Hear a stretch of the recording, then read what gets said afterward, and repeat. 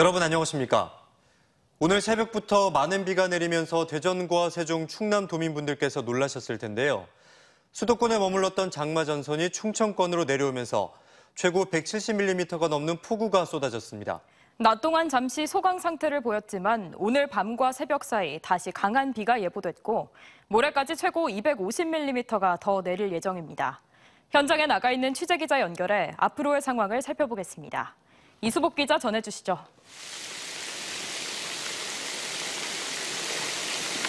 네, 저는 지금 대전 갑천변에 나와 있습니다. 새벽부터 내린 비로 이곳 갑천 수위가 크게 올라갔는데요. 낮 동안 얇아졌던 빗줄기가 저녁 무렵부터 다시 굵어진 모양새입니다.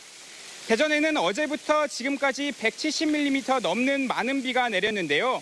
정체전선이 머물면서 특히 오전 7시쯤에는 시간당 60mm가 넘는 폭우가 쏟아졌고 비 피해도 이때 대부분 발생했습니다. 이 밖에도 공주 215, 서산 132, 태안 104, 세종 133mm 등 충청권 대부분 지역에서 100mm 넘는 비가 쏟아졌습니다. 현재 충청권 전 지역에 호우특보가 내려졌는데요. 대전과 세종, 충남 14개 시군의 호우경보가, 금산에서만 호우주의보가 발효 중입니다. 또 땅에 빗물이 다량 스며들면서 산사태 위험도 커졌는데요. 이에 산림청이 대전과 세종, 충남에 산사태 위험 경보를 주의해서 경계로 격상했습니다. 비는 아직 끝나지 않았습니다. 비구름대가 여전히 충청권에 머물면서 모레까지 80에서 200mm가량 더 내리겠고 충남 남부 지역에 250mm의 폭우가 쏟아지는 곳도 있겠습니다. 구름의 이동 속도가 느린 탓에 오늘 밤부터 내일 새벽 사이 일부 지역에서는 시간당 50에서 80mm의 강한 비가 내릴 수 있어 각별한 주의가 필요합니다.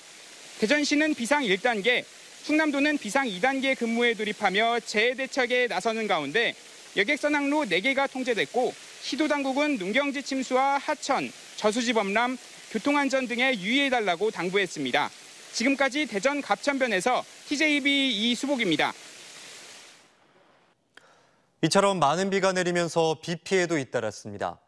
160mm가 넘는 물폭탄이 쏟아진 대전과 충남에는 흙탕물이 온 마당을 뒤덮거나 집안에 들어찬 빗물에 살림살이가 젖는가 하면 곳곳에선 나무가 쓰러져 차량 통행에 어려움을 겪기도 했습니다. 양정진 기자가 현장 취재했습니다. 집안 마당이 온통 흙탕물로 가득하고 트럭 바퀴마저 잠겼습니다. 발목까지 올라와 첨벙거리는 흙탕물을 가르며 새벽부터 연신 빗자루로 물을 퍼내보지만 역부족입니다. 소방관들은 집안에 있던 노부부를 급히 대피시키고 배수 작업을 시작했습니다. 제 허벅지 정도의 물이 찼었어요. 어머니 아버지가 울으셨다 하더라고요. 여기서 놀래가지고. 대전 유성의 한 숙박업소에선 업주의 가족들이 모여 살던 지하에 빗물이 가득 들어찼습니다. 일가족 6명이 어젯밤까지 쓰던 방입니다. 밤새 들어찬 빗물에 가구와 옷까지, 책 등이 모두 젖어 쓸 수 없게 됐습니다. 물을 닦아내려던 수건은 널브러졌고 감전 위험이 있는 가전제품은 급한 대로 가구 위에 쌓아놨습니다. 아유, 손 벌리고 뭐 어떻게 해야 되나 지금 막 더 문제는 오늘 밤에 더 큰 비가 내리는데 지금 이 상태로 갔다가는 순식간에 잠기는 거는. 침수된 대덕구의 또 다른 집은 빗물에 젖은 가구를 선풍기로 말려봅니다. 제 냉장고도 다 속에는 냉장고 들지도 못해서 그 속에 지금 물이 지금도 있어서 저건 어떻게 해야 할지. 밤사이 많은 비가 쏟아진 대전에선 주택 침수 등 19건의 피해가 발생했고 충남도 상황은 비슷합니다. 공주에선 빗물에 흘러내린 토사를 굴착기로 퍼내는가 하면 교동의 한 상가가 침수돼 출동한 소방대원들이 고인 빗물을 밖으로 퍼내는 배수 작업을 벌였습니다. 예산에선 도보 옆 가로수들이 강풍을 이기지 못하고 부러져 차량 통행을 막았습니다. 충남 곳곳에선 주택과 다리 침수, 나무 쓰러짐 등 39건의 피해가 접수됐습니다. 세종에선 지하차도 침수, 도로 배수 불량 등 5건이 접수됐습니다. 우리 지역에선 아직까지 인명피해는 없었지만 모레까지 100에서 200mm, 많게는 250mm의 폭우가 쏟아질 수 있어 추가 피해도 우려되는 상황입니다. TJB 양정진입니다. 오늘 밤도 대전과 충청 지역에 많은 비가 예보돼 있습니다. 시청자 여러분들의 제보 영상을 통해 생생한 현장을 전할 수 있으니 많은 제보 부탁드립니다. 제보는 카카오톡 TJB 티밥으로 가능하고 전화로는 080-987-5555번으로 연락 주시면 됩니다. 이메일로는 tjbnews tjb.co.kr로 보내주셔도 됩니다. 다만 이 제보 영상을 찍으실 땐 안전에 각별히 주의해 주시길 꼭 부탁드립니다.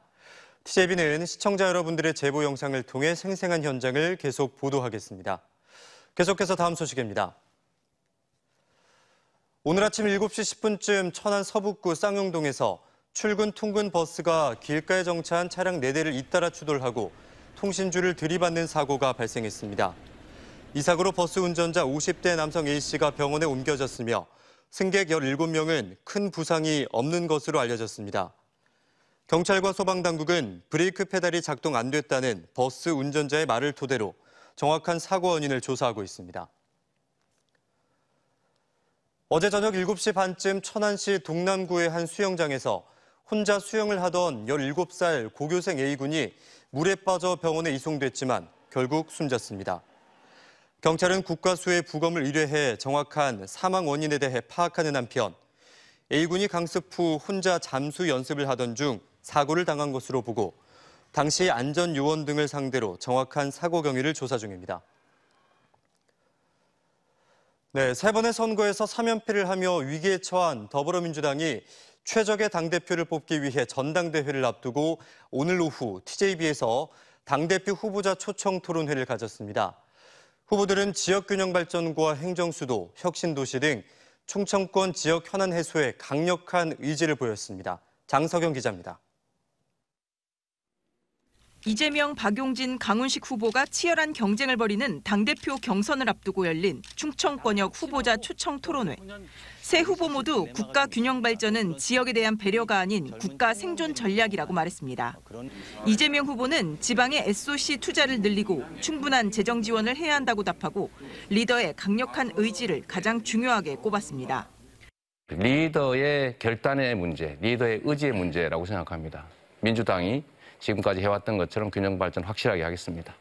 박용진 후보는 연방제 수준으로 지방으로 정부의 권한을 분산시켜야 한다며 재정 분권이 뒤따라야 한다고 강조했습니다.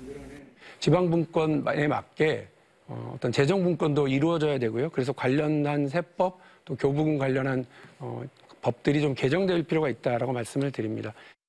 강훈식 후보는 기업 이전과 인재 양성, 인프라 구축까지 트리플 정책이 필요하다며 이전 기업에 강력한 인센티브를 줘야 한다고 밝혔습니다.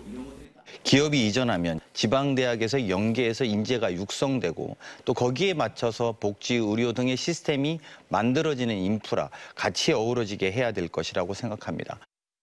행정수도로서의 세종시와 대전, 충남 혁신도시 현실화 방안에 대해 이재명 후보는 최소한 지금까지 결정된 내용이라도 신속하게 집행해야 한다고 말했고 종전 지역 주민들이 크게 반발하지는 않습니다.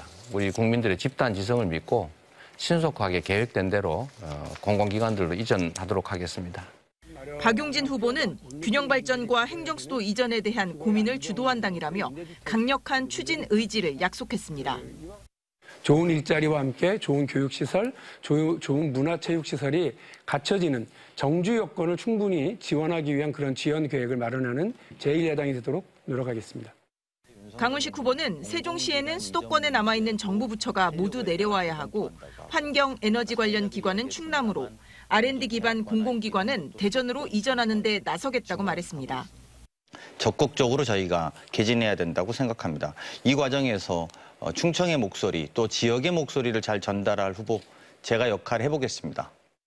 오는 28일 열리는 민주당 전당대회를 앞두고 대전, 세종, 충남 권리당원 투표는 내일부터 13일까지 진행되며 14일에는 합동연설회와 지역투표 개표가 이뤄집니다. TJB 장석영입니다. 대전시가 기업 투자를 위한 펀드와 저금리 대출을 위해 공공형 복합금융기관인 대전투자청을 설립합니다. 이장우 대전시장은 기업 금융 중심의 투자은행을 설립하려면 너무 오래 걸리기 때문에 우선 내년 상반기까지 중간 단계로 투자청을 설립하겠다고 밝혔습니다. 대전투자청은 기술력은 좋지만 담보 능력이 약한 지역 기업에게 저금리 대출을 해주고 나노반도체와 바이오, 우주, 방산 등 지역 주력 산업 분야 기업에 투자하는 역할을 맡게 됩니다. 이를 위해 대전시는 500억 원 규모의 공적 자금과 민간 자금을 출자해 700억 원의 자본금을 확보한 뒤 기업금융중심은행 설립 전까지 1,000억 원 규모로 확대할 계획입니다. 대전시가 지역 청년 생활 안정과 청년 인구 유출을 막기 위해 매월 20만 원씩 1년 동안 월세 지원에 나서게 됩니다. 우선 국토교통부의 국비를 지원받아 만 19세에서 34세, 중위소득 60% 이하 무주택 청년에게 오는 22일부터 1차로 지원하고 시 예산을 들여 만 39세, 중위소득 150% 이하까지 대상을 넓혀 10월 중순 2차로 5천 명을 지원하게 됩니다. 또 지난해 중단됐던 무주택 청년 보증금 이자 지원 사업도 대출금리 5% 중 4%포인트를 지원하고 청년들은 1%포인트를 부담하는 방식으로 오는 10월부터 재개됩니다. 올해 중위소득은 194만 원으로 60%는 116만 원, 150%는 291만 원입니다. 일제강점기 해외에서 독립운동을 한 돌아가신 윤동주 선생은 주소가 없습니다. 또 일본이 주는 호적을 거부한 애국지사도 적지 않았는데요. 결국 156분의 애국지사가 무국적자로 남았는데 8.15 광복절을 앞두고 이분들에게 주소가 생겼습니다. 김세범 기자입니다. 독립기념관 행사장에 등장한 가족관계 증명서. 윤동주 신, 홍범도 장군 등 156분의 애국지사가 천안시 동남구 목천읍 독립기념관로 1 주소지로 전입신고를 하는 날입니다.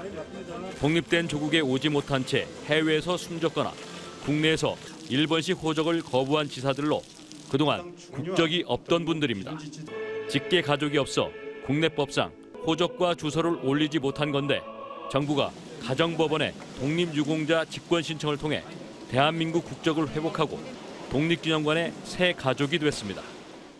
진정한 대한국인으로 확정하는 그런 의미가 있다고 저는 생각을 합니다.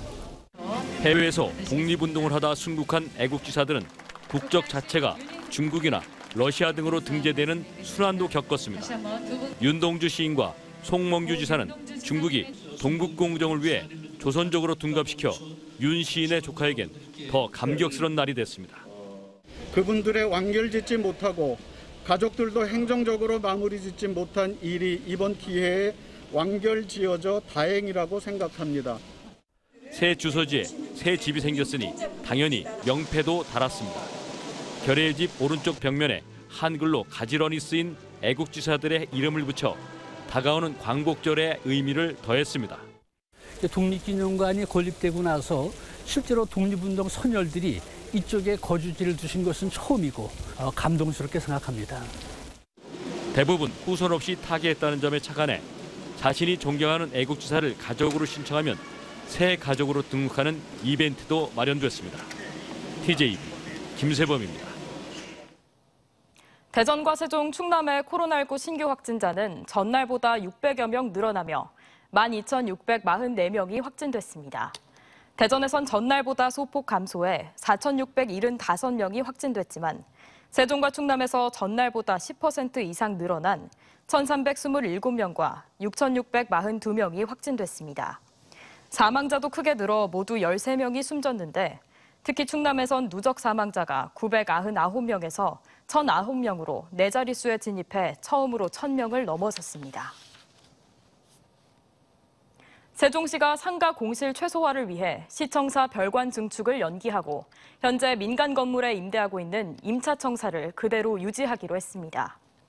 최민호 세종시장은 별관 증축 재추진 시기는 경제 여건 등을 고려해 추후 논의하겠다며 올해 편성된 별관 증축 설계비 27억 원은 시민 고통분담 예산으로 돌리겠다고 밝혔습니다. 세종시는 또 상가 업종 제한 완화와 용도 변경도 적극 추진하기로 했으며 우선 공실이 심각한 BRT 역세권 상가 3층 이상과 금강 수변 상가의 업종 제한을 풀기로 했습니다. 건양대학교 김용하 신임총장 취임식이 논산 캠퍼스에서 열린 가운데 김 신임총장은 학생 우선과 다양성이 존중되는 대학을 만들겠다고 밝혔습니다. 부총장과 의료원 행정원장을 지낸 김 총장은 임기 시작 첫 업무로 교내 청소를 담당하는 환경미화 직원들을 방문해 애로사항을 듣는 소통 행보에 나서 관심을 모았습니다. 서산 지곡산단 내 자동차 부품 기업 현대 트랜시스 공장에서 폐기름이 유출돼 하천으로 흘러들어간 사실이 뒤늦게 전해졌습니다. 서산시에 따르면 어제 오전 8시 30분쯤 현대 트랜시스 공장에서 1톤가량의 폐절사규가 유출되면서 자체 추산 30여 리터가 우수관을 통해 인근 무수청까지 흘러들어갔고 전문업체가 투입돼 방제 작업을 벌였습니다. 지곡산단에서는 지난해 11월에도 비슷한 기름 유출 사고가 발생한 바 있습니다. 대전에서 반려동물에게 채집한 진드기에서 사람과 동물 모두 전염될 수 있는 아나플라즈마증 병원체가 검출돼 주의가 요구됩니다. 대전 보건환경연구원이 지역 동물병원과 동물보호센터를 찾은 검사한 결과 2마리에서 아나플라즈마증 병원체가 확인됐습니다.